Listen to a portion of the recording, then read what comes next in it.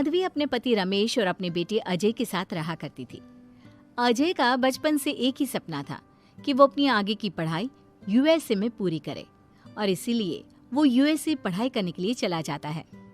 3 साल बाद जब वो अपनी पढ़ाई पूरी करके आता है तो अपने बेटे के आने की खुशी में माधवी उसकी पसंद के कई तरह के पकवान बनाती है और जब घर की डोरबेल बजती है तो माधवी अपने पति रमेश को कहती है, लगता है मेरा अजय आ गया है, आप यहीं बैठना, मैं दरवाजा खोलती हूँ।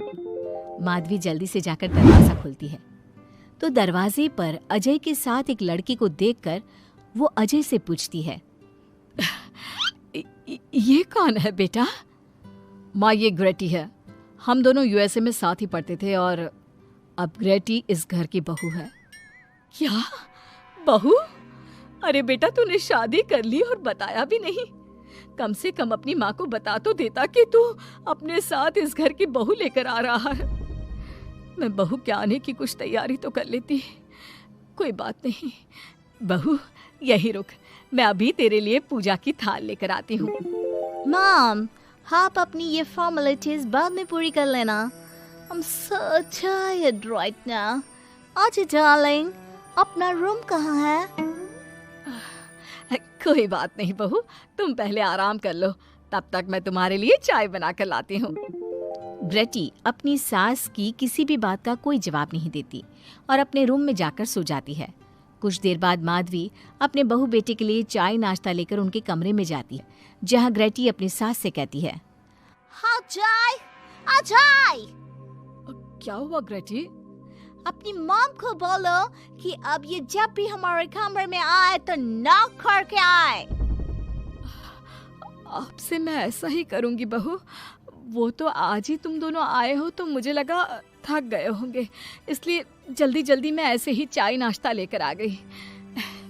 वो क्या है ना, अजय जब भी बाहर से आता है तो आते ही चाय मांगता है, बस इसीलिए मैं ना ये चाय यहाँ रख देती हूँ, पी लेना, अदरक वाली चाय है। ये बोलकर माधवी वहां से जाने लगती है। तभी ग्रेटी अपनी सास से कहती है, जाते हुए अपनी साथ अपनी ये चाय भी ले जाओ, क्योंकि अजय अब चाय नहीं पीता। हाँ माँ, जब से मैं यूएसए गया हूँ तब से मैंने चाय पीनी छोड़ दी है। अभी काम करो, हम दोनों के लिए कॉफी ले आओ, मैं सच में बहुत ज्यादा थक गई हूँ। अरे ठीक है, ला देती हूँ। अच्छा बेटा, तुम्हारे मम्मी पापा इंडियन है या फिर वही अंग्रेजी है? मेरे मम्मी पापा इंडियन हैं, पर मैं शुरू से यूएसए में रही हूँ, इसलिए मैं खुद को अंग्रेजी मानती हूँ। वैसे अब जल्दी से जाकर मेरे लिए कॉफी लेकर आओ और मेरे बारे में इतना ज्यादा इंक्वायरी करने का जरूरत नहीं है। अरे हाँ हाँ, अभी लाती हूँ। वैसे बहू, मैं तुम्हें ना इंडिया के सारे तौर तरीके सिखा दूंगी। अरे क्या हुआ, तुम्हारी परवरिश अगर यूएसए में हुई है, हाँ तो इंडियन ही ना। आपसे ज्ञान नहीं मांगा है, अब कुछ देर के लिए हम दोनों को अकेला छोड़ दो प्लीज, हाथ छोड़ता है। अपनी बहू की बात सुनकर माधवी वहां से चली जाती है। माधवी का उतरा हुआ चेहरा देखकर रमेश माधवी से कहता है, हमने इस नालायक को बाहर पढ़ने के लिए भेजा था और इसने क्या किया, बाहर से अंग्रेजन बहू उठाकर ले आया। माधवी, तुम बहुत भोली हो, पर मैं नहीं, ये लड़की हमारा घर तोड़ देगी, हमसे हमारे अजय को दूर कर देगी। देखा, आते ही कैसे रोब झाड़ रही है, जैसे तुम इस घर के नौकरानी हो। तुम उसको बोलो कि तुम इस घर की मालकिन हो और उसकी सास हो, वो वही करे जो तुम कहोगी। अरे आप बेकार में ही गुस्सा हो रहे हैं। बहू यूएसए की है, यहाँ नई नई आई है, उसको यहाँ के तौर तरीके नहीं पता और वो मुझे अपनी माँ मानती है, तभी तो अपने नखरे दिखा रही है। वैसे भी ना बहू बेटी दोनों बराबरी होती है। माधवी, कौन सी बेटी अपनी माँ से ऐसे बात करती है जैसे तुम्हारी बहू कर रही है? मैं बस तुम्हारे कहने पर चुप हूँ, वरना मैं अपने बहू बेटों को आज ही घर से निकाल देता। ये कहकर रमेश वहां से चला जाता है।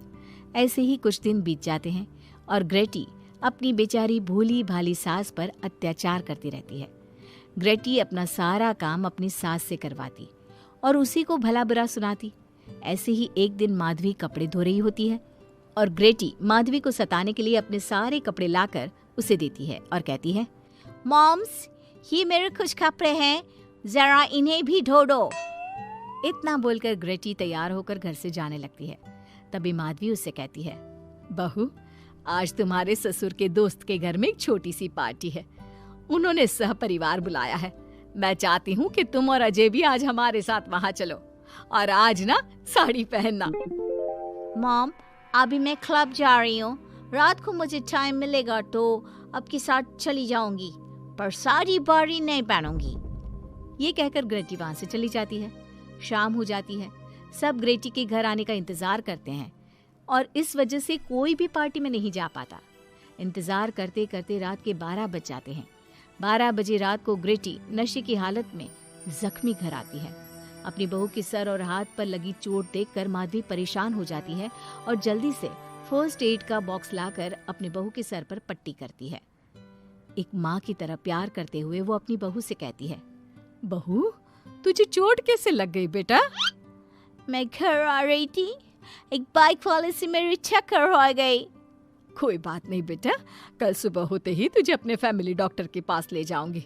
अच्छा, अब तू ना आराम कर, मैं तेरे लिए अभी हल्दी वाला दूध लेकर आती हूँ। माधवी, मैंने तुम्हें पहले ही समझाया था, ये अंग्रेजन हमारे घर के लिए ठीक नहीं है, पर तुमने मेरी एक नहीं मानी। अब देख लो, आज इस अंग्रेजन बहू की वजह से सारे मोहल्ले में हमारी नाक कट गई है। आज सब हम पर हंसते हैं और ये सब कुछ तुम्हारी वजह से हुआ है, तुम्हारी छूट की वजह से हुआ है। ये कहकर रमेश अपने रूम में चला जाता है, पर माधवी अपनी बहू की पट्टी करके उसे उसके कमरे में जाकर सुला देती है। अगले दिन माधवी ग्रेटी को लेकर अपने फैमिली डॉक्टर के पास जाती है, जहां ग्रेटी देखती है कि उस डॉक्टर की बहू ने साड़ी पहनी है और एक संस्कारी बहू की तरह घर में पूजा पाठ करके अपने सास ससुर के पैर छूकर उनका सुबह सुबह आशीर्वाद लेती है। डॉक्टर की बहू को देखकर ग्रेटी को अपना बर्ताव याद आता है और उसे एहसास होता है कि वो अपनी भोली और मासूम सास के ऊपर कितना अत्याचार करती है, पर फिर भी माधवी सबसे लड़कर हमेशा उसका साथ देती है। ये सब देखकर ग्रेटी को पश्चाताप होता है और कुछ देर बाद वो दोनों दवाई लेकर घर आती है। जब माधवी ग्रेटी को दवाई खिलाने के लिए उसके पास जाती है तो, मॉम, मुझे माफ कर दीजिए, मैंने कभी भी आपके प्यार को नहीं समझा, आप पर इतना अत्याचार किया, आपकी बेइज्जती की, आपसे घर का सारा काम करवाया। आपने मुझे कितनी छूट दी, पर फिर भी मैं आपके साथ इतना बुरा करती थी। और आज जब मैं नशे की हालत में चोट खाकर घर आई तो भी आपने मुझसे कोई सवाल नहीं किया, उल्टा आपने मेरा साथ दिया, मेरी सेवा की। और जब मैंने डॉक्टर की बहू को देखा घर का काम करते हुए, अपने सास ससुर की सेवा करते हुए, तब जाकर मुझे एहसास हुआ कि मैं कितनी रॉन्ग थी।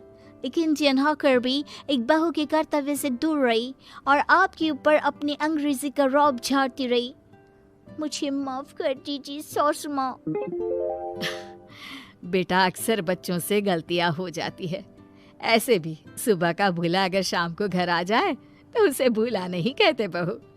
और मुझे बहुत अच्छा लग रहा है ये देखकर कि मेरी अंग्रेजन बहू कितनी समझदार हो गई है। जिसके बाद माधवी और ग्रेटी एक दूसरे को गले लगा लेती है और उसके बाद से ग्रेटी एक संस्कारी बहू की तरह रहती है और अपनी सास को किसी भी शिकायत का मौका नहीं देती। अपने सास ससुर की बहुत अच्छे से दिल से सेवा करती है।